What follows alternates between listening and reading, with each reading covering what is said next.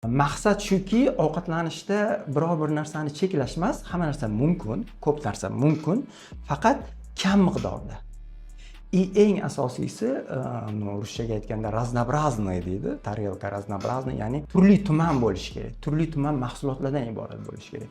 Kletchatka ham bo'lishi kerak, oqsillar bo'lishi kerak, o'sha kerak bo'lsa uglevodlar ham bo'lishi kerak. Aytamanki, mani parhezim, men buyuradigan parhezim insonni kayfiyatini buzish kerak emas, kayfiyatini tushirish kerak emas.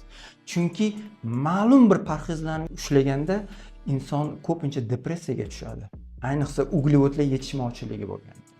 Chunki uglevodlar bular bosh miyaga juda kerak narsa. Depressiya, kayfiyat buzilishi, asabiylik bu teri kasalliklarida, allergik holatlarda va boshqa kasalliklarda ham juda muhim ahamiyatga ega bo'ladi.